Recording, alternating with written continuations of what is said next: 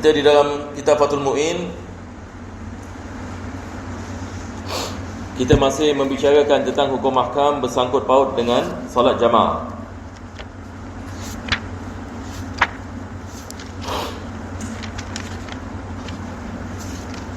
Maka pada minggu yang lepas kita membicarakan berkenaan dengan bukan minggu yang lepas, pengajian yang lepas apa? Kita membicarakan berkenaan dengan tidak dibolehkan seseorang itu dia ke depan imam dengan dua rukun fi'li. Betul ya? Dia ke depan dari imam ini dengan dua rukun fi'li. Maka kalau dia melakukan sedemikian, maka batal solatnya. Jadi dia tidak boleh belakang imam dengan dua rukun fi'li, dia tidak boleh ke depan imam ini dengan dua rukun fi'li. Ini yang kita membicarakan ini pada pengajian kita yang lepas.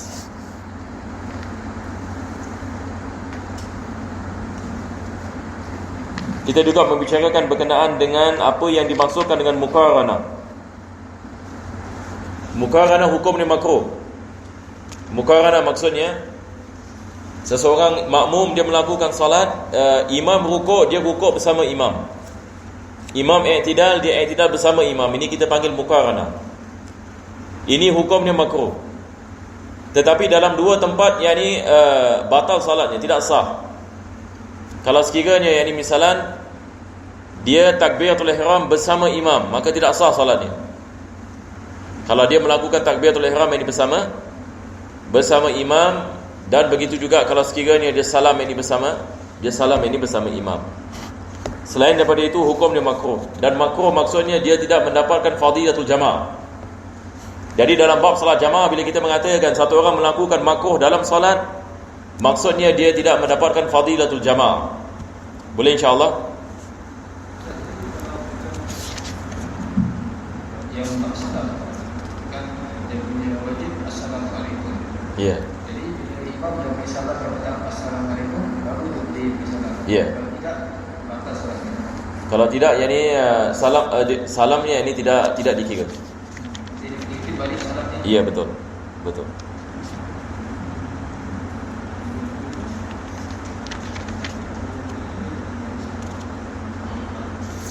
Boleh insya-Allah. Ini yang dimasukkan dengan muqaranah. Nah, mungkin kita teruskan dulu. Bismillah. Muka surat 298, second paragraph. Betul. Muka surat apa tu? 298. Ya, betul. Okey.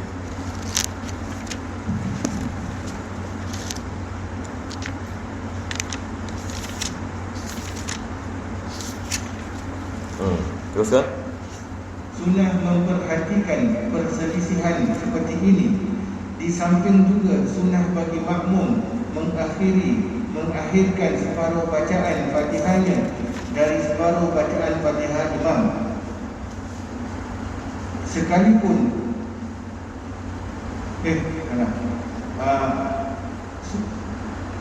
sunnah memperhatikan perselisihan seperti ini. Di samping juga sunnah bagi makmum mengakhirkan sepenuh bacaan Fatihahnya dari sepenuh bacaan Fatihah imam. Ini adalah berkenaan dengan masalah kita juga membicarakan perkara ini.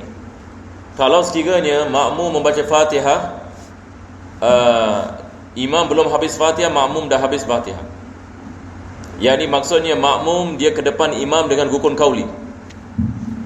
Pendapat yang mu'tamad dalam mazhab Syafi'i, salatnya sah, tetapi lebih afdal dia meninggalkannya. Sebab ada qaul, walaupun yang ini pendapat yang lemah, mengatakan tidak sah Fatihah. Boleh insya-Allah. Jadi penulis mengatakan di sini lebih afdal meraihkan khilaf. Apa maksudnya di sini? Maksudnya lebih baik kita elakkan. Kalau sekiranya kita solat zuhur misalan dan kita dengar bacaan imam, solat zuhur imam baca, kita dekat dengan imam misalan, kita dengar dia sedang baca iftitah. Kita dah habis iftitah dan kita nak masuk Fatihah dan kita tahu dia belum lagi baca Fatihah. Lebih afdal kita jangan baca Fatihah dulu. Kita kasih dia baca Fatihah dahulu. Ini kalau sekiranya kita mengetahui yang dia belum lagi baca Fatihah. Tapi kalau kita tidak mengetahui, tidak ada masalah. Tapi di sini penulis ini maksudnya adalah kalau kita mendengar bacaannya.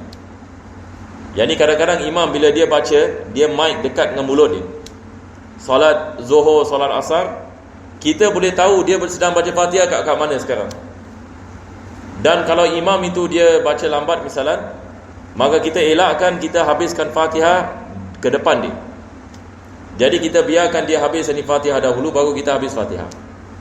Tapi di sini penulis mengatakan itu lebih afdal, walaupun pendapat yang mu'tamad mengatakan dia tidak membatalkan salat kalau kita menghabiskan Fatihah lebih dulu daripada dia. Boleh insya-Allah. Jadi apa yang kita baca tadi dia ada berkait dengan sebelumnya. Ini juga akhir sekali kita membicarakan pada pengajian yang lepas berkenaan dengan rukun qauli, sebab sebelum itu penulis membicarakan tentang rukun fi'li. Kalau rukun fi'li tidak dibolehkan dengan dua rukun fi'li. Tapi rukun qauli berbeza hukum. Adakah dibolehkan makmum ke depan imam rukun qauli? Boleh kan? Dia tidak membatalkan salat, tetapi lebih afdal dia meninggalkannya. Boleh insya-Allah. Sekalipun pada 2 rakaat yang pertama dalam solat sir. Solat sir ini maksudnya solat Zuhur dengan Asar. Solat Zuhur ini dengan Asar. Ayo. Yang tidak disunahkan imam membaca Fatihah dengan keras. Jika mengira, sebab kalau imam baca Fatihah dengan keras, tak ada masalah kan? Kalau maghrib dengan isyak tak ada masalah, kita tidak membicarakan masalah ini. Sebab imam kalau baca Fatihah dengan kuat, maka disunatkan bagi makmum untuk mendengar bacaan imam.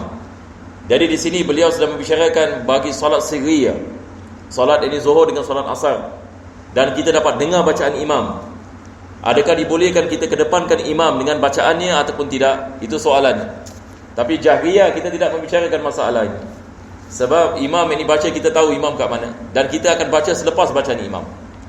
Nah, jika mengira bahawa imamnya akan membaca surah, apabila yakin bahawa imam mencukupkan hanya membaca Al-Fatihah sahaja, maka makmum wajib membacanya bersama-sama imam. Ini adalah kadang kalau sekiranya imam hanya baca Fatihah saja. Kita tahu ini imam ini misalan dia hanya membaca Fatihah, dan kita mengetahui kalau kita tidak membaca Fatihah, kita tidak ada masa untuk mengikutnya. Jadi kita membaca Fatihah bersamanya. Kalau sekiranya dia tidak membaca surah, itu ke mana last 2 rakaat? apa dia? 2 rakaat yang macam kalau bukan, ini juga membawa makna 2 rakaat yang pertama. Kalau sekiranya dia meninggalkan surah, maka makmum ini membaca bersama imam. Kalau makmum mengetahui yang imam ini dia tidak baca surah, dia baca Fatihah saja, dan dia takut kalau dia tidak membaca Fatihah bersama imam, dia tidak dapat bersamanya nanti dalam rukuk. Nah, tidak sah bermakmum kepada orang yang diyakini solatnya telah batal. Misalnya, kerana melakukan sesuatu yang membatalkan solat menurut keyakinan si makmum. Kalau kita mengetahui imam melakukan perkara yang membatalkan salat, kita tidak boleh bermakmum dengannya. Kalau kita mengetahui imam dia melakukan perkara yang membatalkan salat, ataupun ada perkara yang salatnya membuat salatnya tidak sah, maka kita tidak boleh mengikutnya. Kalau kita mengikutnya, salat kita menjadi tidak sah. Dan kita ada banyak misalan. Ini misalan dalam salat, kita lihat aurat imam. Imam ini melakukan sujud, ternyata auratnya terlihat, maka kita tidak boleh mengikutinya. Sebab kita i'tikad, kita tahu ini adalah daripada syarat sah salat, maka dia tidak menutup aurat dengan sempurna, maka tidak dibolehkan kita mengikutnya. Sama juga kalau kita lihat badannya ada najis, maka kita tidak boleh mengikutnya. Nah, penulis akan memberikan misal agak susah sikit. Kita lihat ini misal yang disebutkan oleh penulis sekarang. Nah, umpama seorang bermazhab Syafi'i makmum kepada orang bermazhab Hanafi yang telah memegang alat kelaminnya. Lain halnya kalau telah berbekam kebatalan dipandang dari segi keyakinan makmum. Demikianlah tidak sah kerana menurut keyakinan makmum itu imam batal solatnya sebab memegang farji, sebaliknya tidak batal sebab berbekam. Sekarang ini misalan seorang bermazhab Syafi'i nak bermakmum kepada seorang yang bermazhab Hanafi, dan dia lihat orang yang mazhab Hanafi ini melakukan perkara yang membatalkan salat dalam mazhab Syafi'i, seperti memegang kemaluannya dengan telapak tangan. Ini berkenaan dengan memegang kemaluan pada telapak tangan, kita ada khilaf ulama. Adakah ia membatalkan salat ataupun tidak? Membatalkan wudu ataupun tidak? Dalam mazhab Syafi'i ia membatalkan wudu, berbeza dalam mazhab Hanafi. Tetapi masalahnya sekarang kita nak bermakmum dengannya dan dia melakukan perkara yang mana kita yakin ia adalah perkara yang membatalkan wudu dalam i'tikad kita. Maka dalam keadaan seperti ini tidak dibolehkan kita bermakmum dengannya. Boleh insya-Allah. Sebab ini kita dalam keyakinan bahawasanya dia telah melakukan perkara yang membatalkan wudu. Maka tidak sah yakni solatnya mengikut yakni kepada keyakinan kita. Mengikut kepada keyakinan kita, maka kita tidak boleh bermakmum dengannya. Ini adalah perkara yang pertama. Perkara yang kedua, dia memberikan misal al-fasl. Al-fasl ini dia berbeza dengan bekam. Al-fasl ini dia kalau dalam bahasa kita panggil faset, tak silap saya, faset. Kalau dalam bahasa Indonesia. Kalau dalam bahasa English kita panggil dia macam acupuncture. Dia akan urut badan ini, selepas itu dia akan cocok pin gitu. Lepas itu keluar darah. Apa kita panggil ni? Saya ingat dulu ada istilah, saya terlupa. Dalam bahasa English apa dipanggil apa letting, blood letting. Blood letting tak silap saya. Jadi dia berbeza dengan bekam. Bekam kita tahulah, bekam menggunakan cawan kan, tetapi blood letting tidak. Blood letting dia hanya mencocok saja. Lepas itu darah akan keluar banyak. Ada satu hamba Allah ini diceritakan saya, dia pergi Indonesia. Jadi ada satu toko di Indonesia ini terkenal dengan ini blood letting, fasad. Jadi dia mengatakan kepada saya, dia bilang dia tak pernah cuba ni fasad ini, selalu dia bekam saja.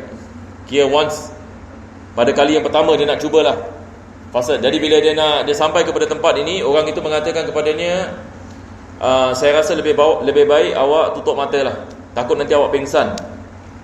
Sebab banyak orang yang saya melakukan ini mereka pingsan. Sebab Jadi orang ini pun dia dalam keadaan syak. Dia bilang macam mana ini sekarang? Dia bilang tapi saya nak lihat, tak apalah, saya buka saya punya mata. Dia mengatakan kepada saya dia hampir pingsan. Kenapa? Sebab bila dia lihat yang ni darahnya bila keluar macam air paip. Jadi sebab orang itu mula dia akan urut badannya selama setengah jam.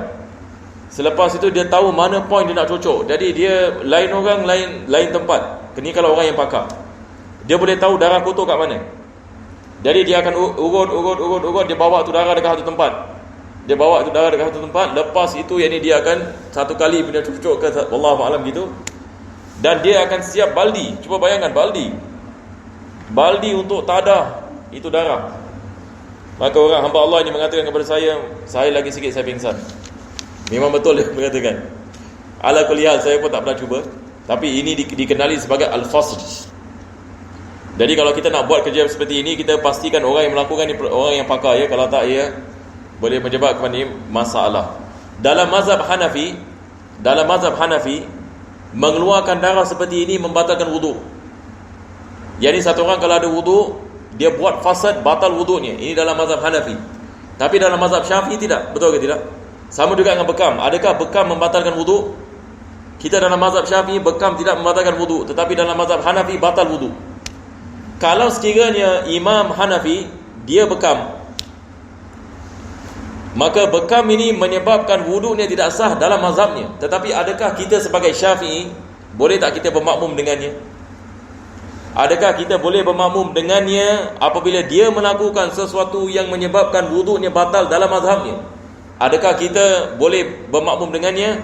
Boleh. Apa sebabnya? Sebab mengikut kepada mazhab kita, ia tidak membatalkan wudu. Tetapi kalau dia memegang kemaluannya, kita tidak boleh bermakmum dengannya. Sebab i'tikad kita, dia telah melakukan perkara yang mana dalam mazhab kita ia membatalkan wudu, maka tidak dibolehkan yakni kita bermakmum ini dengan, tidak dibolehkan yakni kita bermakmum ini dengannya. Tapi bila kita membicarakan yakni berkenaan dengan Syafi'i dengan Hanafi ini tidak ada masalah insya-Allah. Yakni biasanya manalah ada imam ini pegang kemaluan, selepas itu kita mengetahui yang dia telah pegang kemaluan dan sebagainya. Tetapi biasanya kalau kita lihat ulama kita memberikan misal membaca basmalah dalam Fatihah. Ini yang biasa yang disebutkan berkenaan dengan khilaf dalam mazhab Hanafi dengan mazhab Syafi'i. Sebab dalam mazhab Hanafi mereka mengatakan basmalah bukan daripada Fatihah. Kita dalam mazhab Syafi'i kita mengatakan basmalah itu daripada Fatihah. Maksudnya kalau satu orang itu tidak baca bismillahirrahmanirrahim, tidak sah yang Fatihah. Tetapi dalam mazhab Hanafi, satu orang kalau tidak baca bismillah, maka Fatihahnya tetap sah, tetapi lebih afdal dibaca Fatihah. Jadi biasanya imam-imam Hanafi ini, biasanya mereka akan baca Fatihah, tapi mereka baca dengan senyap. Lebih-lebih lagi kalau mereka mengetahui di belakang ada makmum Syafi'i. Dalam kitab Muqaddimah Hadramiyah, kalau kita lihat kitab Muqaddimah Hadramiyah, penulis membawa misal ini. Penulis ini mengatakan misalnya tidak sah salat yakni Syafi'i di belakang Hanafi yang tidak membaca basmalah. Ini disebut dalam kitab Muqaddimah Hadramiyah. Apa maksudnya? Maksudnya dalam i'tikad kita sebagai Syafi'i, kaedah yang sama. Kita lihat kaedah yang sama ya. Kita dalam i'tikad kita dalam mazhab Syafi'i, tidak sah salat kalau kita tidak baca basmalah. Kalau imam tidak baca basmalah sama sekali, maka mengikut yakni penulis Muqaddimah Hadramiyah, tidak sah yakni salat. Tetapi kebiasaannya imam akan membaca basmalah. Kebiasaannya kalau di Singapura biasanya mereka akan baca bismillah. Begitu juga di Makkah dengan Madinah, mereka akan baca bismillah. Di sana lagi kita boleh dengar mereka baca. Sebelum mereka baca alhamdulillah, mereka akan kadang-kadang mereka sengaja menaikkan suara mereka. Sebab mereka berada di tempat Mekah dan Madinah ini, di belakang ada jamaah 4 mazhab ini melakukan salat. Hatta ini termasuk ini Syiah dan Zaidiyah dan semua yang ini mazhab ini di belakang mereka. Maka mereka akan mendatangkan basmalah. Tetapi soalannya, kalau sekiranya imam tidak membaca basmalah sama sekali, adakah sah salat makmum Syafi'i? Penulis Muqaddimah Hadramiyah agak syadid sikit, mengatakan tidak sah. Di sini penulis Fathul Mu'in tidak membawa masalah ini. Dia tidak membicarakan. Tetapi kalau kita lihat syarah bagi Muqaddimah Hadramiyah, mengatakan ia dimaafkan, sebab supaya ia tidak menimbulkan masalah. Nah. Jadi kalau kita semua kita jenis mayang yang kita tahu mungkin berzini itu Hanafi. Ya. Jadi kita husnuzan saja. Husnuzan. Ini akan disebut oleh penulis. Kalau kita tak tahu sama ada dia ada baca bismillah ke dia tidak baca bismillah, kita husnuzan dia ada baca bismillah. Kita husnuzan ini dia baca bismillah. Ini akan disebut, nanti dia akan sebut tentang perkara ini. Maka tidak ada masalah. Tetapi ulama kita mengatakan, hatta kalau kita mengetahui dia tidak baca basmalah, salat kita dikirakan sah sebab untuk mengelakkan daripada fitnah. Ini disebut dalam syarah bagi Muqaddimah Hadramiyah. Tapi kalau nas kitab Muqaddimah Hadramiyah, dia mengatakan tidak sah kalau kita ada imam Hanafi yang tidak membaca Fatihah sama sekali. Jadi kita kena faham dia punya kaedah. Kaedah dia sebab apa? Dalam i'tikad kita salatnya tidak sah. Ini adalah kaedah yang sama. Nah, kita baca sekali lagi. Umpama seorang Syafi'i, umpama seorang bermazhab Syafi'i makmum kepada orang bermazhab Hanafi yang telah memegang alat kelaminnya. Nah, memegang alat kelamin dalam mazhab Hanafi tidak membatalkan wudu. Jadi dia memegang alat kelaminnya, selepas itu dia pakai baju gitu.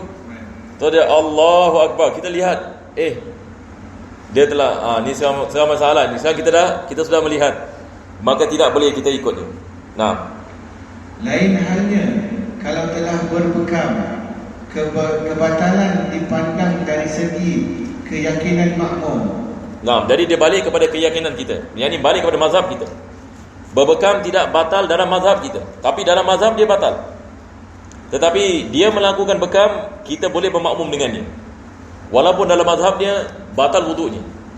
Tetapi solat kita dengannya sah, tapi solat dia tidak sah. Boleh faham insya-Allah ya? Solat dia tidak sah dalam mazhab dia. Tapi dalam mazhab kita solat kita sah sebab dia tidak melakukan perkara yang menyebabkan membatalkan solat kita. Nah, apa kita bermakmumkan dengan imam yang solat dia tak sah? bukan, solat ni yang tak sah dalam mazhab ni, bukan dalam mazhab kita. Jadi di sini penulis mengatakan dia punya kayu ukuran ikut kepada makmum, bukan kepada imam. Kayu ukurannya balik kepada makmum. Jadi makmum kalau dalam i'tikadnya solat dia batal mengikut kepada i'tikadnya, maka sah solat. Demikianlah tidak sah kerana menurut keyakinan makmum itu imam batal solatnya sebab memegang farji. Sebaliknya tidak batal sebab berbekam. Nah, boleh faham insya-Allah ya. Yang ni kalau dia bekam, imam ini berbekam, solat makmum tidak batal, makmum Syafi'i. Tetapi dalam mazhab Hanafi berbekam membatalkan wudu. Nah,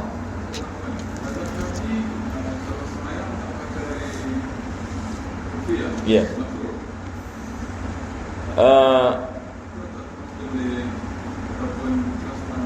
Iya betul. Nah, makruh. Nah. Wallahu alam.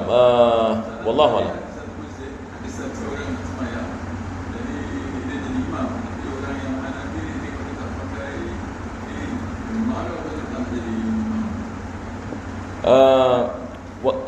Berkenaan dengan memakai kopiah ini dia sunnah, dan saya rasa dalam mazhab wallahu alam dia adalah perkara yang sama. Kita perbezaan kita dengan mazhab Hanafi berkenaan dengan janggut. Kita ada khilaf berkenaan dengan adakah janggut ini wajib ataupun sunnah. Dalam mazhab Hanafi mereka menganggap itu sebagai wajib. Tetapi berkenaan dengan kopiah secara dasar dia adalah sunnah. Tapi wallahu alam, saya tak tahu sama ada dalam mazhab mereka adakah mereka mewajibkan. Saya rasa mereka tidak mewajibkan. Tak, makruh ini dia bagi semua. Sebab dalam solat memang disunatkan kita menutup kepala. Dia sebab wallahu alam. Ha? Ini semua akan datang. Ini semua kita telah membicarakan. Sebelum ini tak silap kita dah membicarakan sunat-sunat dalam solat. Penulis membicarakan daripada sunnah dalam solat. Tak salah kita dah membicarakan. Menutup ini kepala, begitu juga memakai jubbah, memakai sejenis pakaian dan sebagainya. Nah. Teruskan.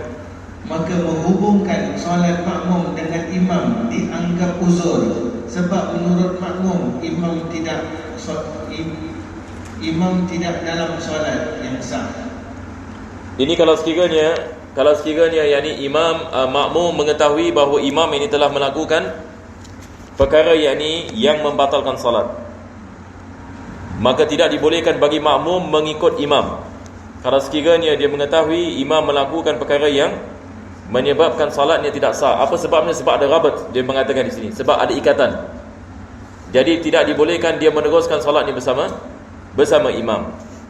Nah, apabila seorang makmum bermazhab Syafi'i merasa ragu terhadap imamnya yang berbeza mazhab tentang perbuatan wajib menurut makmum, maka tidak berpengaruh terhadap sahnya berjemaah. Sebab dalam rangka husnuzan. Nah, ini husnuzan seperti mana kita mengatakan tadi. Soalan tadi, husnuzan yani. Kita solat dalam mazhab Hanafi, kita tak tahu imam ini ada baca basmalah ke tak ada baca basmalah. Kita husnuzan yani insya-Allah ini dia ada baca. Sah solat kita. Ayo. Sebab dalam rangka husnuzan terhadap imam dalam masalah penjagaan perselisihan. Penjagaan perselisihan maksudnya masalah khilaf. Jadi sekarang makmum tak yakin misalnya, dia syak sama ada imam ini ada mendatangkan kewajipan ke tidak mendatangkan kewajipan. Seperti baca basmalah. Baca basmalah bagi kita wajib, tetapi baginya tidak wajib. Adakah dia mendatangkannya ataupun tidak? Kita syak, tidak ada masalah, kita husnuzan. Tetapi kalau kita yakin, itulah perkara yang berbeza. Kalau kita yakin yang misalnya dia memang yang tidak membaca basmalah. Itu dalam mazhab Syafi'i kita ada khilaf di antara para ulama. Ada sebagian ulama kita mengatakan dimaafkan, keuzuran, supaya kita tidak menyebabkan masalah nanti, menyebabkan fitnah ke ataupun perselisihan. Tapi ada sebagian yang ulama kita agak syadid, mereka mengatakan tak sah maka tak sah. Jadi itu agak keras sikit. Nah, Jadi kaedah ni untuk memang yang kunut itu sama juga. berkenaan ya. Bacaan kunut kalau di depan, kalau yang imamnya orang yang bukan mazhab Syafi'i. Tak, kunut berbeza. Sebab kunut bagi kita dia bukan rukun. Bagi kita kunut ini sunnah, dia ada sunat abad. Kalau imam tidak membaca kunut, dia tidak menyebabkan solat tidak menjadi sah. Tetapi beza dengan basmalah. Sebab basmalah ini bagi kita dia adalah rukun solat. Dia rukun qauli. Jadi kalau imam tidak mendatangkan basmalah, ini masalah bagi kita. Sebab kita menganggapnya sebagai rukun. Tapi kalau imam tidak mendatangkan kunut, tidak ada masalah. Sebab kunut dia bukan rukun. Jadi dia berbeza. Kerana itu tidak menjadi bahayalah. Kerana itu tidak menjadi bahayalah tidak adanya keyakinan imam tentang wajibnya perbuatan yang diperselisihkan itu. Nah, sekarang misal yang terbaik bagi ini adalah masalah basmalah. Masalah basmalah. Dalam mazhab Hanafi, mereka menganggap basmalah tak wajib. Tak wajib. Yang ni maksudnya kalau dia tak baca basmalah pun sah solat. Tapi dia mendatangkan basmalah supaya khuruj minal khilaf. Kita kalau tanya ulama Hanafi, kalau dia dalam solat, dia baca basmalah ke tidak? Kalau dia seorang alim, dia akan baca. Dan kenapa dia baca? Sebab kaedah al-khuruj minal khilaf mustahab. Dia pun tahu perkara ini. Sebab ini keluar daripada khilaf. Sebab dia tahu dalam mazhab Syafi'i, kalau tak baca basmalah maka tidak sah salat. Dia baca basmalah, tetapi bila dia baca basmalah, apa yang i'tikad dia? Adakah i'tikadnya basmalah itu wajib ataupun tidak wajib? Basmalah itu tidak wajib. Maka di sini penulis mengatakan walaupun i'tikadnya basmalah itu tidak wajib, tetapi selagi mana dia mendatangkannya, sah salat kita. Boleh faham insya-Allah ya? Walaupun i'tikadnya tidak wajib. Jadi kalau mana-mana kita pergi misalnya di Singapura, kita faham. Di UK, England, Amerika, banyak imam yang mazhab Hanafi. Jadi takkan kita nak tanya sebenarnya setelah basmalah. Jadi kita husnuzan saja. Ya, betul. Lebih afdal kita tidak tanya. Lebih afdal. Ya. Apa? Ya. Pasal basmalah ni only Hanafi je. Macam Maliki, Hambali begitu juga dalam mazhab Hanbali, mazhab ini Maliki, dan ada qaul dalam mazhab Hanbali. So only Syafi'i je yang basmalah tu wajib. Ya, betul. Dalam mazhab Maliki ada qaul yang mewajibkan basmalah. Jadi mereka juga ada khilaf, tetapi pendapat yang mu'tamad dalam mazhab mereka tidak dibaca. So only Syafi'i kita nak kena lebih usul-usulan kan kita sembahyang pada mazhab yang tiga yang Ya. Kita lihat dari misalan kita pergi Mekah Madinah saja. Kita pergi Mekah Madinah, satu imam pun tak ada baca basmalah, betul kita? Ya, mereka mereka bukan mazhab Syafi'i, tetapi mereka akan baca basmalah. Kita pergi India pun sama, misalan Hanafi dan sebagainya. Kita pergi Morocco pun sama. Mereka tidak membaca basmalah. Jadi kita husnuzan. Mereka ada baca basmalah tapi dengan senyap. Sah solat kita insya-Allah. Cabang. Apabila imam berdiri lagi untuk rakaat tambahan, misalnya rakaat kelima, sekalipun kerana lupa, bagi makmum tidak boleh mengikutinya walaupun ia masbuk. Ini adalah perkara yang berbeza. Ini adalah berkenaan dengan kalau imam naik pada rakaat yang kelima. Misalan dia solat Isya, selepas 4 rakaat dia naik lagi rakaat yang kelima. Kita pula masbuk. Kita kebetulan pula nak kena habiskan nak kena habiskan rakaat. Kita tidak boleh bermakmum dengan ini. Apa sebabnya? Sebab kita tahu rakaat ini tidak sah. Maka kita tidak boleh bermakmum dengan seorang imam yang kita mengetahui rakaatnya tidak sah. Boleh faham insya-Allah? Sebab kita tahu imam ini naik pada rakaat yang kelima. Sebagai misal, kalau kita masuk solat, kita rakaat yang kedua. Lepas itu kita tasyahud bersama imam. Kita tahu imam pada rakaat yang kedua. Tetapi bila imam pada rakaat yang keempat, kita rakaat yang ketiga kan, dia naik. Kita tahu ini rakaat kelima. Betul ke tidak? Kita tahu ini adalah rakaat tambahan. Maka kalau dia rakaat ini tambahan, kita tidak boleh bermakmum dengannya. Sebab rakaat ini tidak sah baginya. Nah, ataupun bila hal itu terjadi kerana imam ragu terhadap bilangan rakaatnya, akan tetapi makmum harus memisahkan diri dari imam itu kemudian salam. ini adalah berkenaan dengan makmum ya. Sekarang sama ada kita mengatakan makmum masbuk. Ini adalah misal yang pertama. Misal yang kedua, makmum syak. Makmum ini dia dalam keadaan keadaan yang syak. Maka bila dia dalam keadaan syak, maka dia menambahkan rakaat. Dan kebetulan dia tahu imam ini pada rakaat yang kelima. Maka hukumnya sama, dia tidak boleh bermakmum dengan imam. Atau menurut pendapat yang dipegangi, menanti imam untuk salam bersama-sama. Nanti ada perkara antum belum baca lagi. Dia mengatakan akan tetapi makmum harus memisahkan diri. Dah baca belum? Akan tetapi makmum harus memisahkan diri dari imam itu kemudian salam. Atau menurut pendapat yang dipegangi, menanti imam untuk salam bersama-sama. Jadi apa kita buat sekarang? Imam naik pada rakaat yang kelima. Imam naik ini pada rakaat yang kelima. Kebetulan pula kita masbuk. Ataupun kita bukan masbuk, misalnya kita solat bersama ni. Maka sama ada kita niat mufaraqah ataupun kita tunggu ni dalam tasyahud akhir. Sama ada kita niat mufaraqah. Kalau kita niat mufaraqah, maksudnya kita dah tidak bermakmum dengannya, maka kita boleh baca tasyahud terus kita salam. Ataupun kita tunggunya dalam tasyahud. Mengikut pendapat yang mu'tamad, dibolehkan.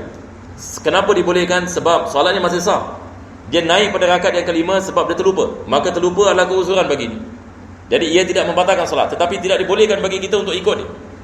Sebab kita tahu dia telah melakukan penambahan bagi rakaat. Maka kita boleh tunggu dia di tasyahud, dan bila dia kembali kepada tasyahud, kita baca tasyahud bersamanya dan kita salam bersamanya. Boleh faham insya-Allah ya? Baik. 9. Tidak sah makmum kepada orang yang menjadi makmum.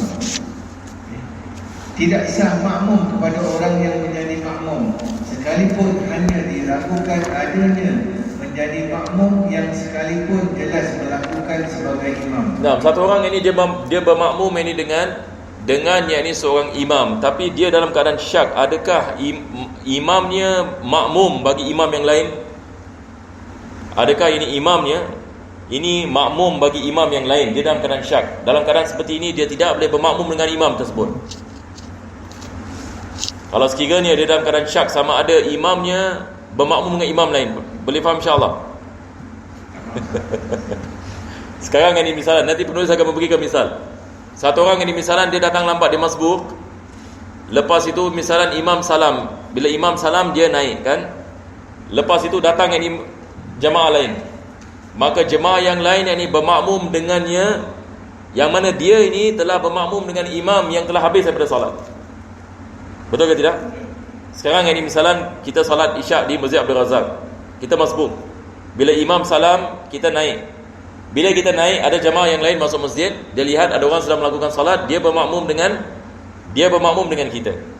Jadi sekarang dia bermakmum dengan kita, yang mana kita sebelum ini adalah makmum kepada imam. Betul ke tidak? Jadi imam itu dia dah habis salat, tidak ada masalah. Tetapi kalau sekiranya makmum yang baru datang ini dia syak, yang imam yang dia bermakmum dengannya, adakah dia masih mengikuti imam yang lain ataupun tidak? Kalau dia ada syak seperti ini, maka tidak dibolehkan dia bermakmum dengan imam. Dia bermakmum dengan imam tersebut. Sebab seseorang imam tidak boleh bermakmum dalam masa yang sama. Kita tidak boleh bermakmum dengan imam yang makmum kepada imam yang lain. Itu cerita dia. Maka tidak sah solat kita. Walaupun dia syak, dia dalam keadaan syak, tapi selepas itu ternyata dia imam, dia bukan makmum, maka tidak sah yang ini salat. Walaupun sebab ini dia telah mendapatkan syak yang ini di dalam salatnya, maka tidak dibolehkan kita bermakmum dengan seorang imam melainkan yang ini dengan keyakinan yang dia bukan makmum kepada imam yang lain. Itu yang penulis ini sedang ini sampaikan di sini. Nah, mungkin kita okey, teruskan. Tidak termasuk ketentuan kami orang yang menjadi makmum apabila orang itu telah berakhir kemakmumannya. Kalau dia dah berakhir kemakmumannya, tidak ada masalah. Kalau kita solat di Masjid Abdul Razak, solat Isyak di Masjid Abdul Razak, imam Masjid Abdul Razak sudah salat, Assalamualaikum warahmatullahi, Assalamualaikum warahmatullahi. Jemaah masbuk bangun. Adakah dibolehkan kita bermakmum dengan jemaah itu yang masbuk? Boleh ke tidak boleh? Boleh. Apa sebabnya? Sebab sekarang telah nyata yang imam telah habis solat. Imam telah habis solat, maka dibolehkan kita bermakmum dengan makmum yang masbuk tadi. Boleh insya-Allah? Misalnya seorang masbuk yang berdiri lagi meneruskan solatnya setelah imamnya salam, lalu orang lain bermakmum kepadanya, maka solatnya sah. Ini misal yang dia mengatakan, yakni imam telah salam. Imam telah salam, khalas, solatnya dah habis. Lepas itu masbuk bangun, jamaah lain datang dan dia bermakmum kepada masbuk tersebut, maka sah solatnya. Nah, atau misalnya beberapa masbuk yang berdiri lagi dan di antara mereka bermakmum kepada lainnya menurut pendapat yang dipegangi juga sah, namun makruh hukumnya. Ini kalau sekiranya jamaah ramai misalan, jadi imam dah habis solat, imam dah salam, lepas itu ada ramai orang yang masbuk, jadi mereka pun bangun untuk sempurnakan solat mereka. Lepas itu di antara masbuk bermakmum dengan satu dengan yang lain. Misalan dua orang niat makmuman kepada satu orang, lepas itu di sebelah sana dua orang misalan niat makmuman dengan lagi satu orang. Jadi maksudnya dalam satu saf misalan ada 10 imam, ada 10 imam dan ada dia punya makmum. Pendapat muktamad dalam mazhab Syafi'i, penulis mengatakan sah solatnya tetapi makruh. Apa yang sepatutnya mereka melakukan? yakni sepatutnya mereka hanya kedepankan satu saja imam, bukan dari 10 imam ataupun yakni banyak imam. Nah, 10. Tidak sah seorang qari makmum kepada orang ummi. Ummi iaitu orang yang bacaan Al-Fatihahnya rusak, baik seluruh ataupun sebahagian, ataupun hanya satu hurufnya sahaja. Misalnya, memang secara keseluruhan tidak bisa membacanya, atau tidak bisa membaca sesuai dengan makhrajnya atau tasydidnya, sekalipun hal itu kerana sudah tidak mungkin ia mempelajarinya. Ini adalah berkenaan dengan tidak dibolehkan seorang makmum, dia adalah seorang yang mampu membaca ini dengan betul Fatihah ni. Tidak dibolehkan baginya bermakmum dengan seorang imam yang tidak dapat membaca Fatihah dengan sempurna. Jadi membaca Fatihah ini, misalan kita ada tasydid. Dalam bacaan Fatihah ini kita ada 14 tasydid. Kalau sekiranya seorang imam ini misalan dia tidak menghidupkan tasydid, maka ini menyebabkan solat dia tidak sah. Maka tidak dibolehkan kita bermakmum dengannya, sebab yakni dia telah membaca yakni dengan sesuatu yakni yang membatalkan ini Fatihah. Jadi tidak menghidupkan tasydid boleh mengubahkan makna. Begitu juga dengan mengubahkan baris. Dia baca yakni misalan an'amtu alaihim, dia tak baca an'amta alaihim, dia baca an'amtu. Dia tukar yakni fathah yakni kepada dhammah. Ini mengubah yakni makna. Kalau dia niat yakni sengaja, yakni masalah besar ya. Begitu juga dengan perkataan iyyaka. Kalau dia tidak hidupkan yakni tasydid, dia membawa makna iyyaka adalah nama sebuah bintang. Jadi ini boleh mengeluarkan dia daripada agama Islam kalau sekiranya dia niat yang dia sembah yang ini kepada iyaka.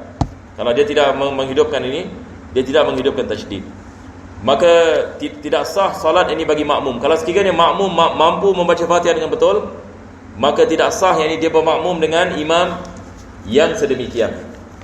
Begitu juga kalau sekiranya dia menukar yang ini huruf kepada yang ini huruf yang ini yang lain, maka ini juga adalah daripada perkara yang menyebabkan ini salat makmum ini tidak sah kalau sekiranya makmum boleh membacanya dengan sempurna. Jadi beliau mengatakan tidak sah seorang qari di sini bukan maksudnya orang yang ahli bacaannya, maksudnya yang boleh membaca dengan betul. Tidak sah yang ini dia bermakmum kepada orang yang ummi. Ummi di sini maksudnya seorang yang tidak menyempurnakan bacaan Fatihahnya.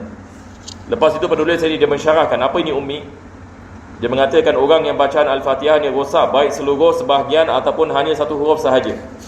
Misalnya memang secara keseluruhan tidak boleh membacanya, ataupun tidak boleh membaca sesuai dengan makhrajnya ataupun tasydidnya, sekalipun hal itu kerana sudah tidak mungkin ia mempelajarinya. Ada qaul dalam mazhab Syafi'i yang mana kalau dia tidak dapat mempelajarinya dimaafkan.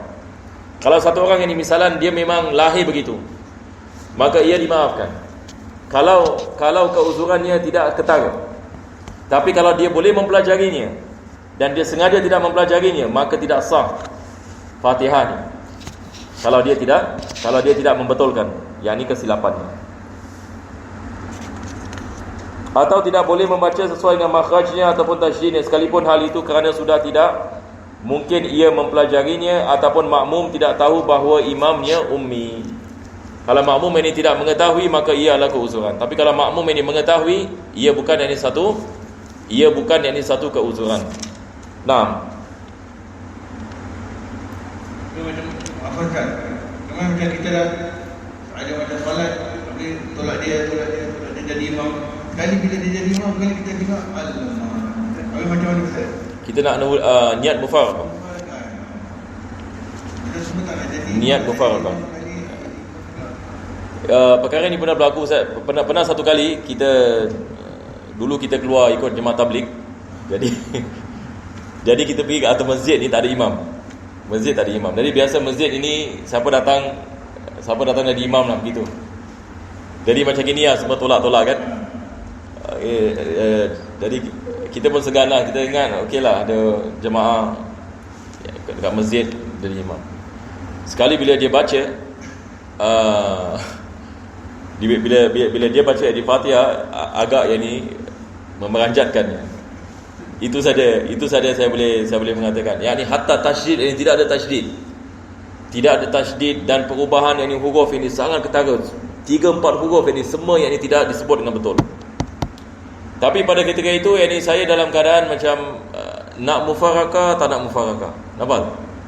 Sebab kita pun ada sebab salah sebab jemaah ramai juga. 3 saf. 3 saf. Tapi selepas itu yakni kita kumpul, kita mengatakan lebih baik kita solat sekali lah. Tapi kita teruskan. Tapi sepatutnya bila kita dapat tahu, maka kita niat ini mufaraqah. Sebab ini kalau dia ketara seperti ini, tidak sah solat makmum. Nah. Salah siapa Ustaz? Ya? Tanya. Salah siapa? Salah siapa? Kalau macam itu. Tak, sebab benda seperti ini kadang-kadang kita pun tak expect kan. Sebab kita pun tak tahu. Jadi ia kadang-kadang ini ia berlaku. Tapi kalau ia berlaku seperti ini dan kita terpaksa yang ini niat mufaraqah ataupun selepas itu ini solat sekali lagi kalau kita dapat tahu selepas solat misalnya.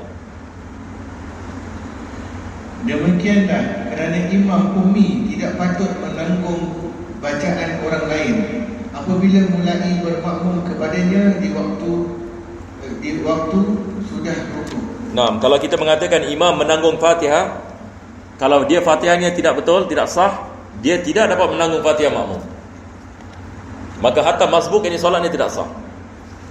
Sebab masbuk ini kita mengatakan kalau imam dapat menanggung Fatihahnya, maka dia tak perlu melakukan bacaan Fatihah. Tapi kalau Fatihah imam ini tidak sah, dia tidak dapat menanggung Fatihah orang lain. Nah, Sah makmum kepada orang yang keumiannya dimungkinkan adanya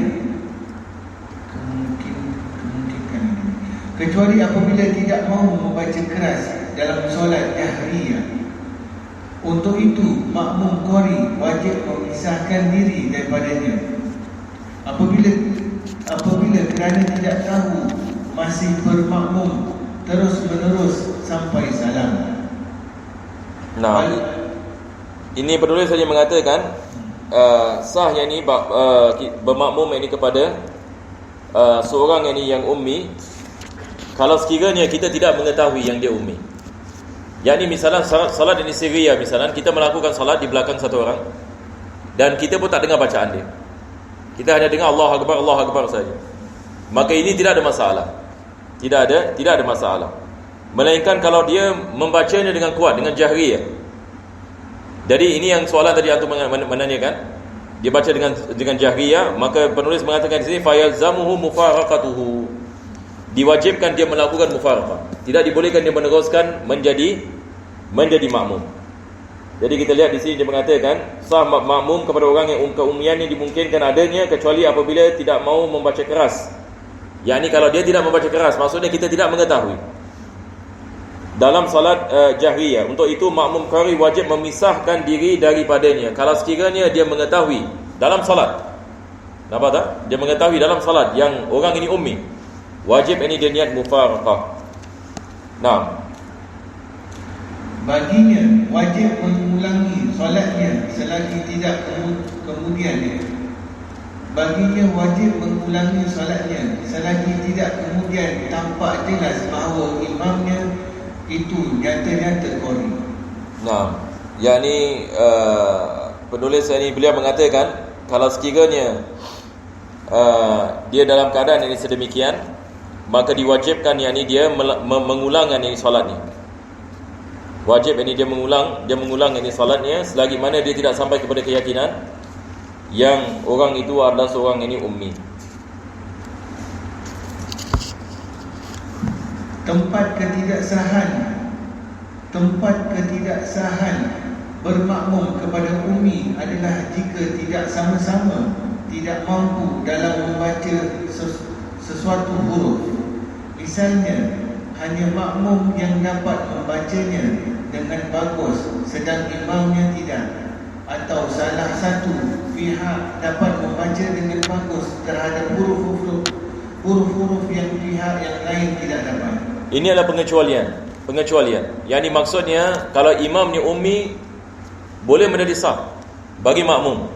Kalau semua ummi, ini maksudnya imamnya tidak dapat membaca dengan baik, makmum pun sama.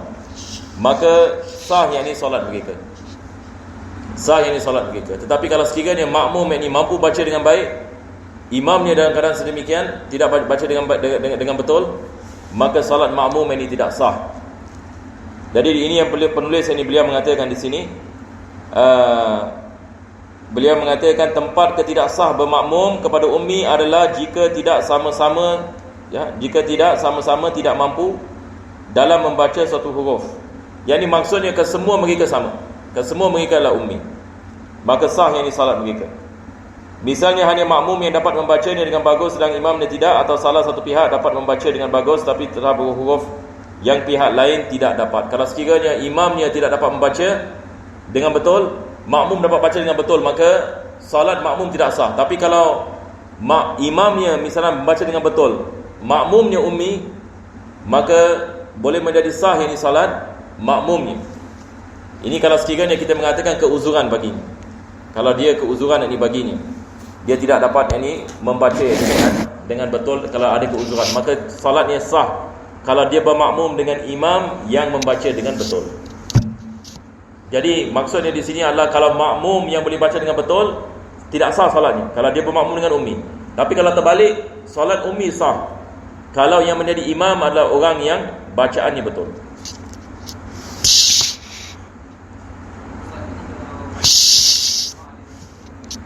Ya.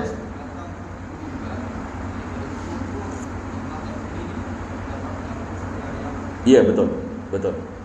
Kalau masbuk ini pun ummi, semua yang ummi imam dan makmum, maka sah salat mereka. Nah, tapi ummi yang ada keuzuran.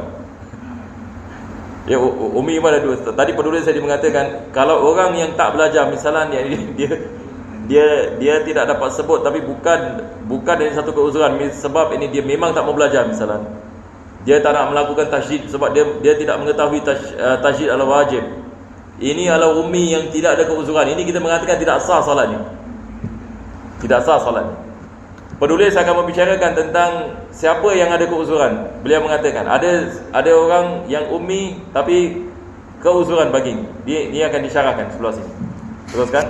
Termasuk ummi orang Arab. Arab ini maksudnya dia mengulangi huruf ta.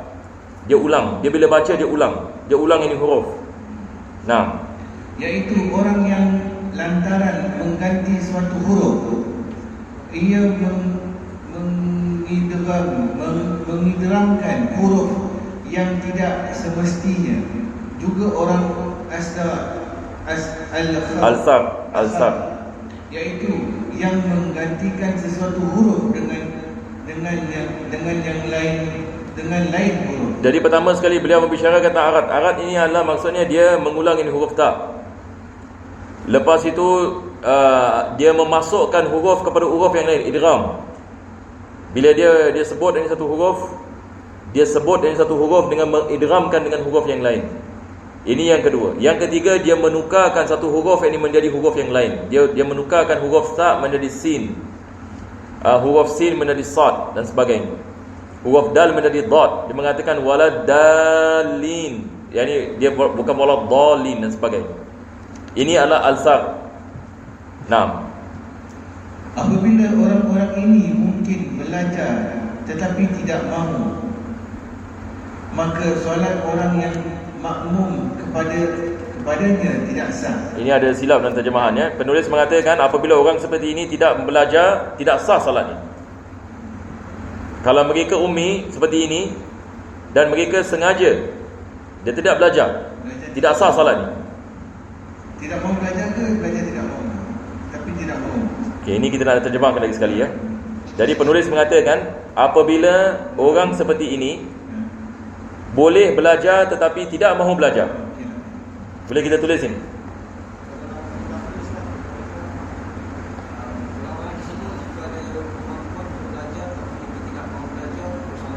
Ya, betul. Yang ni maksudnya orang ini dia boleh belajar tapi dia tak belajar. Tak sah salatnya.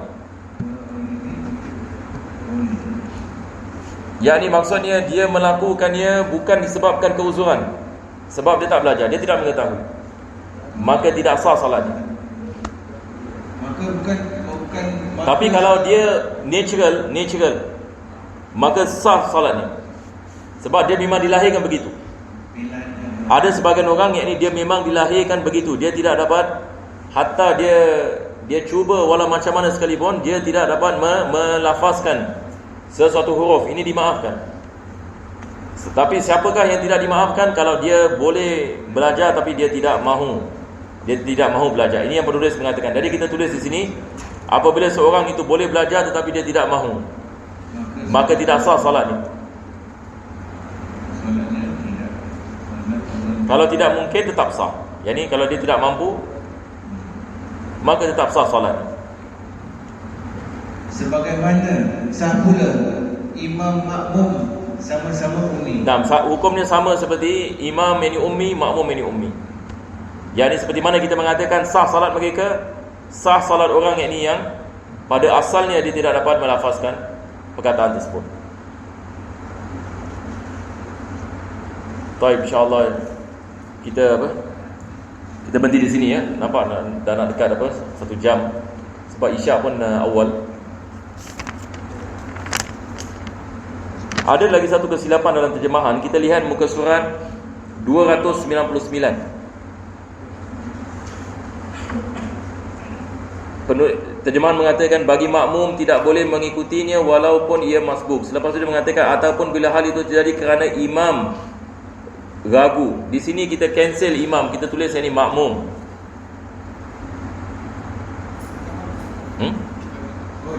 Muka surat 299 bawah sekali. Cabang.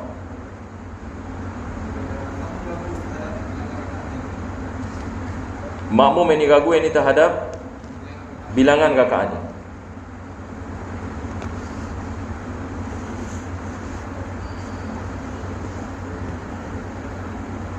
Saya ingat ini kitab yang ini bagus sekali kita pakai.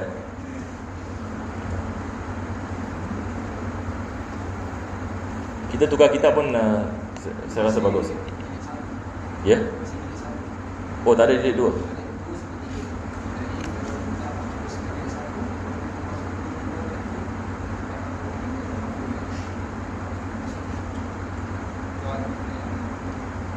Boleh juga. Nanti boleh lihat siapa kalau bagi saya anytime saya boleh tukar je terjemahan, tak ada masalah. Kalau jemaah dapat beli yang ini lebih baik terjemahan. Sebab saya ingat kalau kita teruskan terjemahan ni, kita pun agak penat sikit. Betul tak? Apa dia? Yalah, banyak lagi. Lagi 10 tahun. Tak, 2 tahun. Setahun lebih 10 tahun lemah dengar. 10 tahun, masya-Allah. InsyaAllah kita berhenti di sini ya. Bismillah.